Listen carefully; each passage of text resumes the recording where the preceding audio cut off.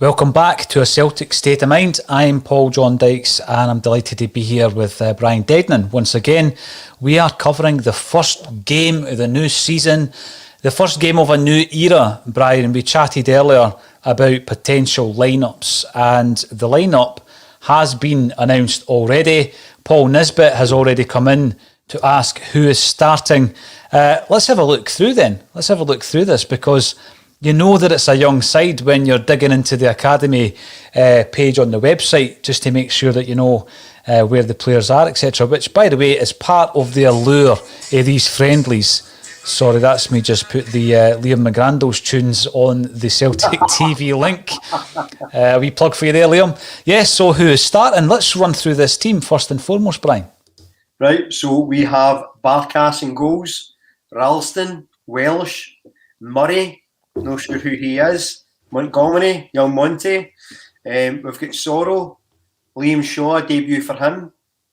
McInroy, who I believe was on loan at Dunfermline, what I say, Dundee, something like that. The Pars, yes. Yep, the Pars. We've got Moffat, Henderson, either side of captain for the day, Albion Ayeti, the Swiss Superman. Absolutely brilliant. Well, we'd already spoken this morning about some of the players that we were hoping would be part of this new era who were already at the club, who had maybe underperformed or had been underutilised. Now, the first thing I would say is just you tend to forget sometimes in that starting lineup there, we've got two £5 million signings who came in a year ago in Barkas and Ayeti and who had a really disappointing debut season. We're hoping that year two might show us why we spent so much money on them. Albion Ayeti is the captain. Can we read into that he has been given a fresh start, a new opportunity by Ange Postecoglou? I think so. I mean, we saw some images of him back at training. He looked as if he's slowing down a bit. And given the way Postecoglou likes his teams to play, you've got to assume he saw enough about him that he thinks there's a player here. The fact he's made him captain as well. Now, I don't think that's an indication he's going to be captain for the season, but it shows enough that he thinks, you know what, he's got a point to prove. And maybe he likes that because for all the things that we've talked about, if we've spoken about players wanting to leave and this and that, Ayeti's, we've not really heard anything from him. We don't really know much about him. I couldn't really tell you what his personality's like. So it could be the case that he's determined to prove that last season was an anomaly and actually is here to make a point. And it could be a really exciting time. So I don't think we can read too much into it, but hopefully it's some indication that he's a player that maybe is going to get a new lease of life. I would hope so. I mean, some of the examples that we had previously were the performances of, for example, Stan Petrov and Bobby Petta under Martin O'Neill. A rejuvenated performer in Scott Brown under Brendan Rodgers. I asked earlier as well, yourself and Colin, who produced the best football out of Tommy Rogic, and you both agreed it was probably Brendan Rodgers. So these are players who have come to the fore under certain managers. It might be wishful thinking. It might be because we've had so little in terms of arrivals of new signings that we're looking at players like Barkas, who many had written off, and Ayeti, who similarly many had written off as unfit, as someone who basically is just going to, one of these players, Brian, who moves from club to club, making big signing on fees and big wages.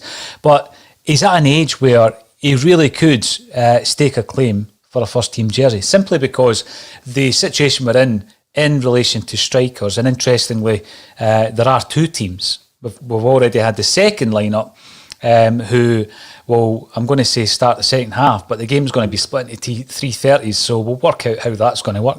And that, again, was similar to Brendan Rodgers' first game in charge, when he had the first half team and a second half team. And in the second half, we're going to see performances from Odsonne Edouard. We also spoke about whether or not he was going to feature. So we'll dip into some of the comments that are coming through. Follow our Celtic via Periscope. Really young starting team. And you're right, one of the players that you mentioned, young Dane Murray, is only 18 years of age and Colin Watt comes in to remind us that he mentioned Murray earlier in the bulletin at 12:30. He's usually a central midfielder, but he's playing centre-back for the entire game, it seems. So he's going to get a good run out if he's playing centre-back for the full game. Again, it's an indication that it's a position, Brian, that we are wafer thin in terms of centre-backs. When I look at that team, I'm looking forward to seeing a slimmed down Albion Ayeti being given the responsibility of captain. I'm looking forward to seeing Barkey hopefully making a few decisive saves in the 45 minutes that he's going to play. And naturally, I'm looking forward to seeing Liam Shaw making his debut for Celtic against his former club. You suggested earlier that he might make an appearance at centre-half. It looks as though he's going to be starting in the midfield. I mean, it could be the case, though, that, I mean, I think the guys like him, it could be the case as the team attacks, he'll drop back into a back three, maybe. So it'd be interesting to see how tactically that plays out. Interestingly, I mean, I know they usually rotate the teams for the second half of friendlies, or the second half of a third this day, but it's interesting they've actually announced who the second team's going to be. That's unusual. A few good names in there as well. O'Connor, I'm looking forward to seeing a bit of him, especially given their right back issues. Helge, McPherson, Luca Connell is going to be there in the hoops. Big Colin will be doing roly-polies about the living room. He'll have his Luca Connell t-shirt on. O2, Robertson, Aflabi, Kofi, Edward. And as I said earlier, I think I've got a feeling you'd see Edward here for the season. So it'd be interesting to see how he works as in a front three in terms of his movement. I think he seems more sort of ready-made for a front three, you know, because he tends to pull out wide or drop a little bit deeper, and he's two wingers / strikers can sort of pull in. Ayeti, he seems more of a penalty box player, so it'd be interesting to see if he's going to change his game or if they're going to adapt it around him. But as I mentioned earlier, I'm really excited, and I think that it was very obvious he wasn't going to play the likes of McGregor, Turnbull, and the international boys, because he obviously wants to give them a rest and see how the rest of the squad do. But let me ask you a question, Paul. Do you think, and I know it's only a friendly, but do you think some of these boys have got a chance of being involved for the season ahead in the first team? It's a good question. It's actually coming through similarly on Facebook, so I will answer it. It's obvious that Ange is having a look at which young players he'll be keeping around the first team and who will be going to the Colts. I guess there is a new team basically being compiled by Celtic and Ange Postecoglou. So he needs to decide who's going to be playing in the Colts team in the fifth tier is Scottish football. I was looking at some of the criteria in relation to that. If you play 5 games, for example, Brian, for the first team, you can't then go to the Colts. So there is a decision process to be made. So I'm looking at the first 11, and then we'll have a look at the second 11. Tony Ralston, I mean, you mentioned him earlier on. He's going to be a first team player. The age of the guy is going to be in the first team squad. I've got no doubts about that. I think Stephen Welsh is definitely a first teamer who I think deserves to be a first pick until we sign a player. And we've mentioned a couple of the signing targets in the earlier show who might have more experience or more ability than Welsh. But I think he's done enough to be a first pick. And he's obviously the only guy that's at Celtic Park now because he's getting all the modelling gigs and everything else. Dane Murray, I'm going to say, if it's a player, unless he comes out and has an incredible pre-season, he's a player who's going to be in the Colts team, isn't he? 18 years of age. He's in the academy, or the reserves rather, in terms of the Celtic website when they're looking down the list. Even players like Adam Montgomery. Now, I know he's got first team experience, but you ask yourself the question, and it was a great shout from you earlier. You started with Adam Montgomery. I think Colin suggested maybe Bolingoli would have started, and you've also got Taylor coming back from international duty. You've got Leo Held, who can play at left back, but he can also play the left side of a centre-half partnership. But Montgomery and the other one being Ewan Otu, who can play left back, that type of player, there's a big question about Montgomery. It wouldn't surprise me if he was in the first team squad, Brian, because Ewan Otu is 17 years of age. He's got some first team experience with Clyde. I would expect him to be in the Colts team. You look at Leo Held and some of the comparisons that John Hughes was making last season. If Held's been playing Premiership football last season and he drops down to the 5th tier, you then got to question whether or not that's going to be beneficial to his development. So it's a difficult one. I'm not sure out of Montgomery and Held which one's going to be in the first team. I think both of them could probably stake a claim. So I'm on the fence with that, I've got to say. It'll be great to see wee Sorrow playing again. Liam Shaw, be interested to see him first team player all the way.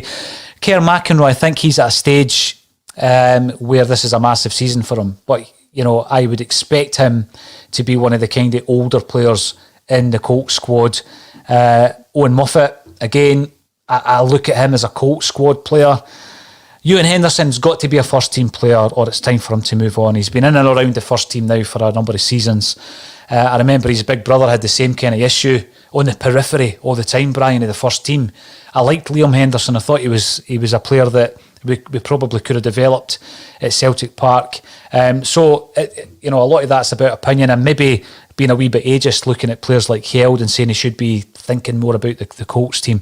Let's have a look at the second Celtic 11. You've got Scott Bain, Kevin Graham's favourite. You've got O'Connor. As we said, young Dane Murray's going to be getting a full game, barring injury. Held, I'm really looking forward to seeing how he performs.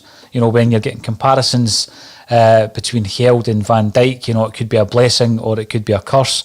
McPherson, I would guess, would be a Colts player next season. Connell, I'm going to throw him in the same category as someone like Henderson, whereby if it's not going to happen this season, it's not going to happen for him. Let's be honest, he was playing first team football for Bolton Wanderers 2 seasons ago.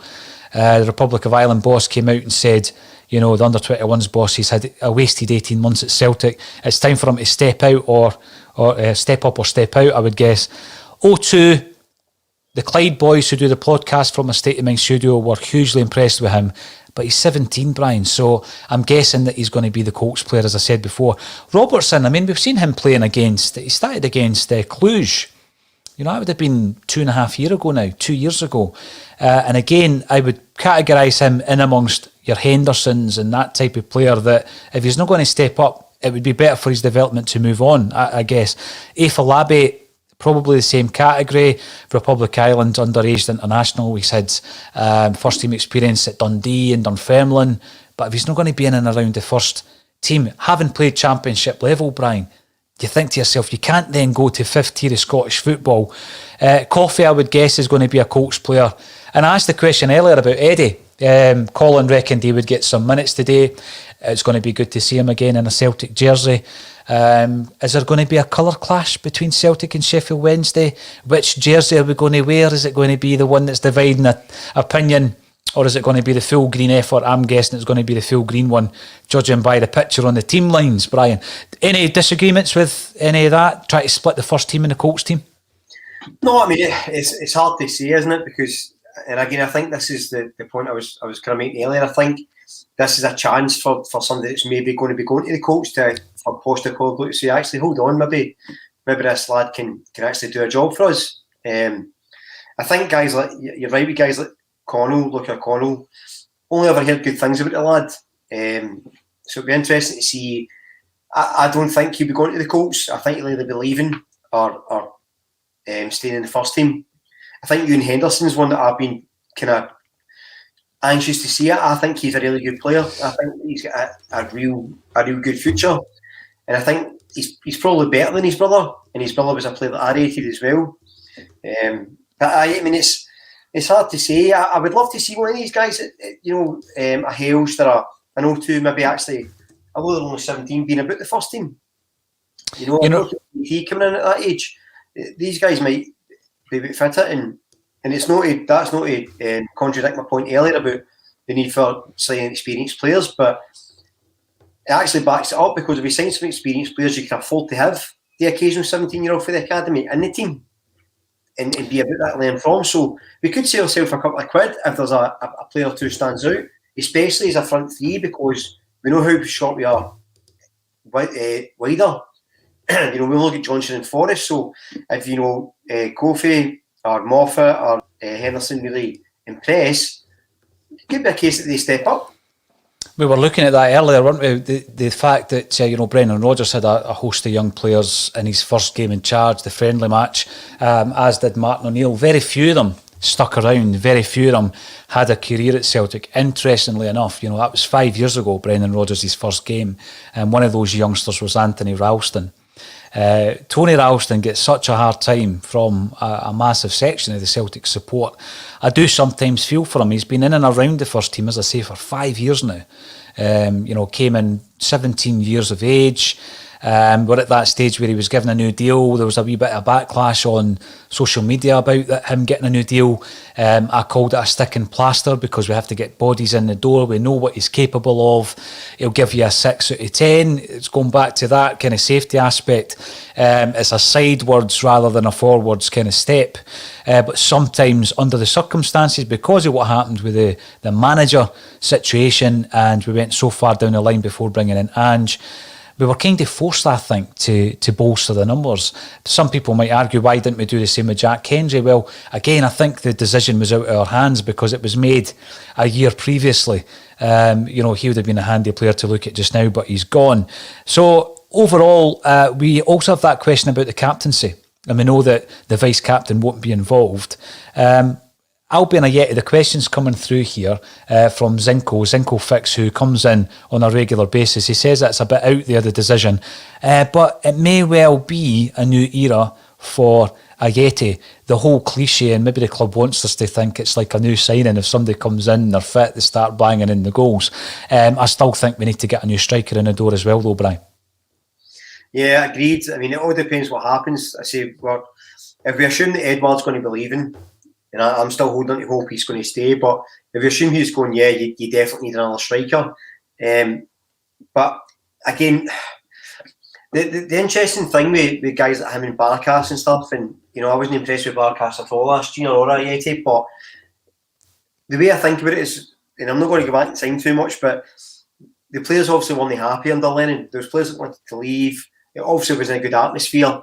You know yourself, regardless of how much you love your job and how much you love your work, if you go into work every day and there's a bad atmosphere and people are arguing or falling out or sitting with their faces tripping them, or no one to be there, it's no good for anybody.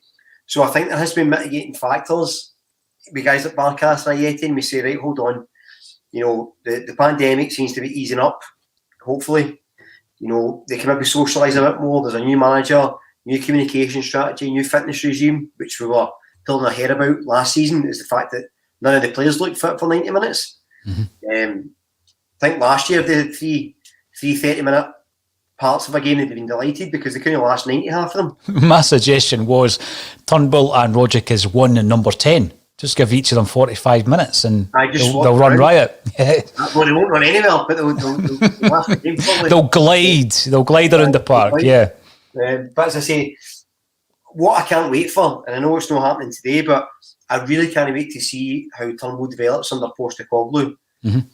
Because I think, he just seems a player who I think he's potentially, maybe not world class, but potentially be a great footballer. And I think he just needs that fitness boost and that sort of free flowing football. I think he'll fit into that. He's an intelligent boy. Like I say, going back to today, I think it's a wee chance to get a look at Postecoglou, see how he is in the touchline, see what the team plays like, see if we can at least see what he's trying to do. And it's pre-season is always a free hit. You don't want spanked 7-0, but you're not going to be too upset if it's a draw or, not the way you normally would be. So yeah, I, as I said earlier on the show, I can't wait. I'm really looking forward to it. It's the first time in, I think, a few years I've been excited for pre-season. It is, and yeah, I am viewing it slightly differently. We're talking about a free hit, and it's one of the ones where every single move is going to be, every nuance is going to be absolutely, monitored and observed by the likes of you and I. And we're going to talk about it at the end of the game. We're watching for the style he plays. We're watching for the shape that he plays, what players are in, which are out. It was interesting when I spoke to Alan Morrison a couple of weeks ago, because Alan watches football through a different lens, and it's always intriguing to get Alan's view on things. And he had looked at the way that Ange Postecoglou Postecoglou had played previously in Australia and also Japan. And he reckoned that Turnbull was going to possibly not be fitted to his style of play, and that he wants his offensive players to be winning balls back, and Turnbull's not particularly good at that. Lee Griffiths is not particularly good at that. But it was a bit of a concern for me, because after his kind of breakthrough season at Celtic, in any case, I was looking at Turnbull to just crack on, become a regular, not only with Celtic but also with Scotland. Brian, you know, this new crop that's coming through in the Scotland national team, quite an exciting time for the national side, albeit we only got a point in the Euros. I think Turnbull could be part of that exciting crop of youth players coming through. And, you know, it kind of took my wind out my sails a wee bit when Alan told me, you know, he may not be suited to the way Postecoglou plays. As you say, we're not going to see it today. We spoke earlier about who's going to be his number 10. You take it for granted that because he's worked for Tommy Roddick, he might favour Tommy Roddick, but he knows Tom's limitations, as does every Celtic fan, in terms of his fitness.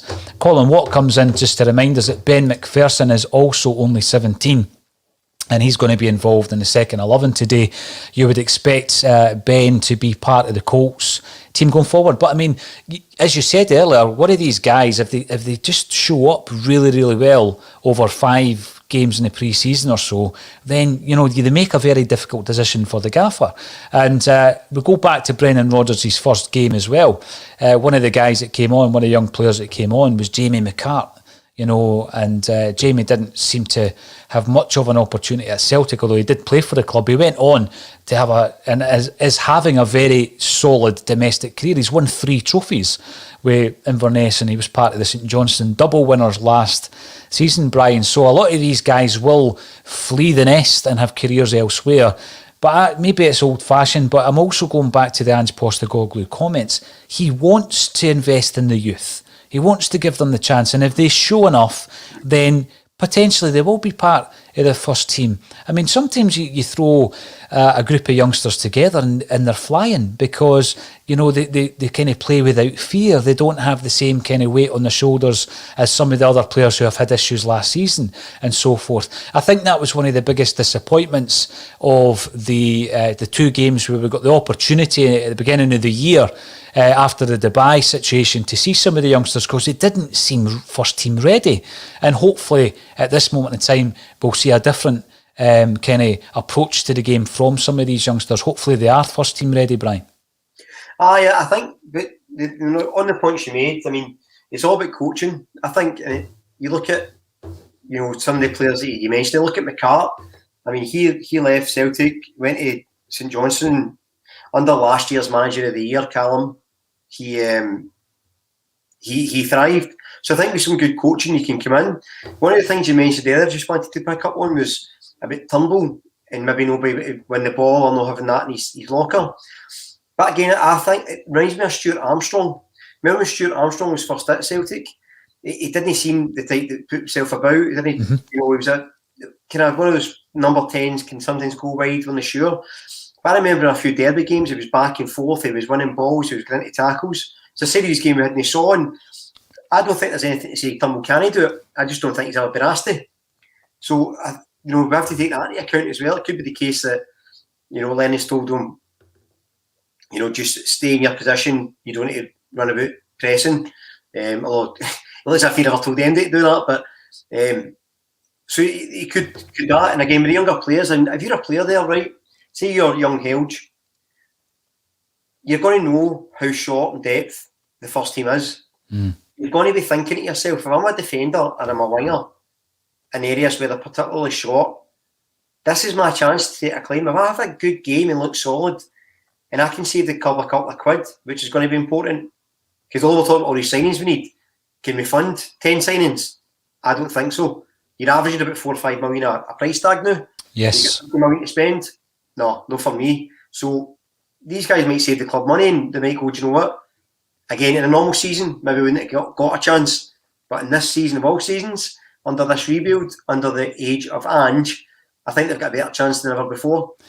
Well, it's an interesting one because sometimes some Celtic fans might say this isn't a rebuild if you do it that way. But if you think about it, Taylor is currently the left back, first choice left back, and there was plenty of people detracting from Taylor's performances last season. When you see Celtic going out and bringing in a Uruguayan international who with World Cup experience, who plays with AC Milan, and he comes in, and by the end of the season, I don't think anyone would have disagreed that Taylor was the first choice left back, then Taylor deserves that. I mean, he went to the Euros. It just so happens that, when you're in a Scotland squad with Robertson and Tierney, and you're vying for the number 3 shorts, you're not going to get a game, unless you're exceptional. But I think in terms of a left back, he's your first choice left back. And some of the people coming in on the comment section agree with you, Brian. They're talking about Montgomery. Connor Briady says Montgomery was excellent when he came in at the end of last year. He looked brilliant. He really did. He played against Hibs, didn't he? Hope he can stake a claim. Now, at this moment in time, you've got Montgomery, you've got Taylor, you've got Ball and Golly, and then you have Held who can play left back, and you've got Ewan O2. Now, both of those players, the latter two, they're 17. My big concern about Held is you go from top tier to fifth tier. And you ask yourself, it was a question Jim Orr had at the very offset when we were talking about the Colts getting into the league structure. There's certain players where maybe that level is not high enough for them. An exceptional player who's managed to get Premiership experience for Ross County. Do you really want to put him into the fifth tier? Is that not too much of a step back from? I would tend to think it was. So you're looking, O2, he goes in there. But if you've got a player in Held and a player in Montgomery, you sell Ball and Golly, there is the possibility that some of these headaches and some of these issues that Ange has will be solved just by giving some of these youth players a chance and they become part of that first team squad. Now, we looked at the Brendan Rodgers first game, the O'Neill first game.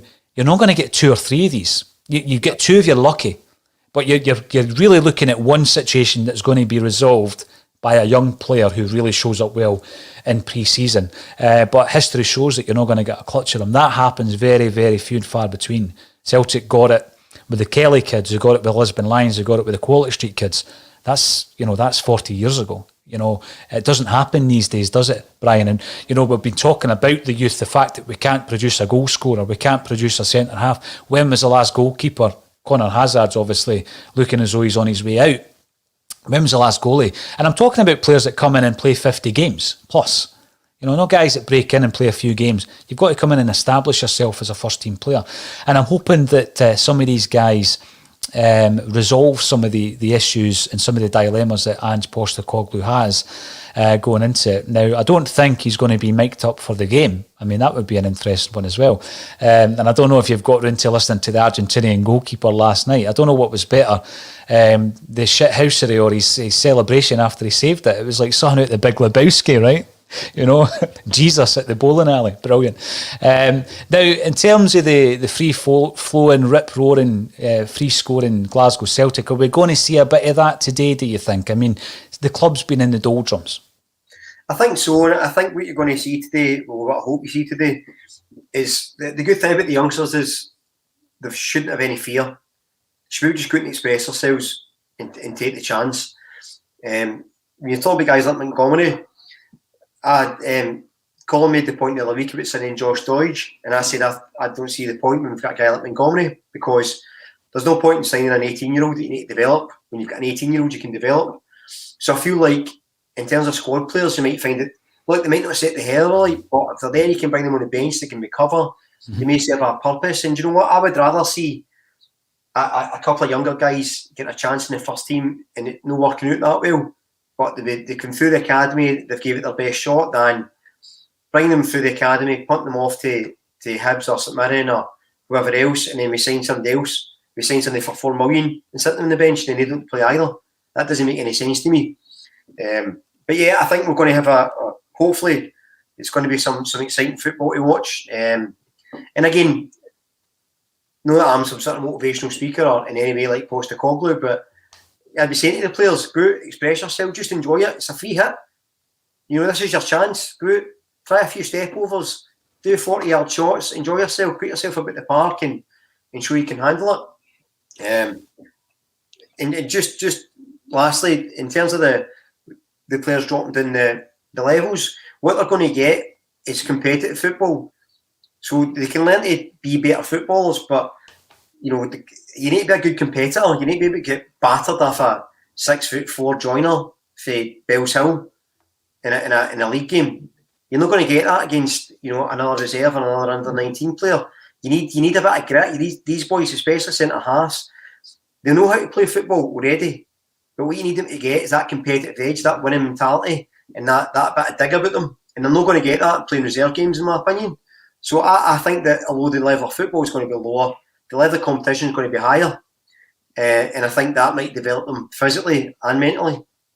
You know, you brought back an example that I was given. I'm just trying to get the Celtic TV to work. It doesn't seem to be working at the moment. I don't know if anybody else is having the same issues out there. Yes, they don't seem to be showing us the game quite yet. So let's see if I can try it again on another device to see if it started, because it's obviously kicked off and all I'm getting is a Sheffield Wednesday badge. Oh, there we go. We've got the action now, and Celtic are indeed wearing their full green kit. But I do remember, just before we get to the action, and obviously we'll rejoin you at full time, and Sheffield Wednesday have already scored, incidentally. They're a goal up after about 2 seconds. So, loads to talk about at full time. I'm not quite sure how the half and half and half. I know it'll be every 30 minutes. I think it will be 10 minutes in between. However, we will join you at full time. The example I was going to give, a young footballer who signed for Celtic, played alongside Tom McAdam for Celtic reserves. McAdam had left Celtic many, many years before, and he was registered as a player, he was a coach at the club, he was in his late 30s, maybe even 40, and the player in question learned more playing alongside Tam McAdam at centre-half than any coach could have told him, and any manual could have told him, Brian, and it was simply because he was playing alongside the old, experienced, wily fox at the back. And I think that's the one thing you're going to get. You're going to get players coming at the end of their career who've played pro for a number of years, and these guys will be challenged at that level in the fifth tier of Scottish football. It is only 1-0 at the moment, Brian, so let's go and join the action, and I'll see everybody at full time. Thanks for joining me on A Celtic State of Mind.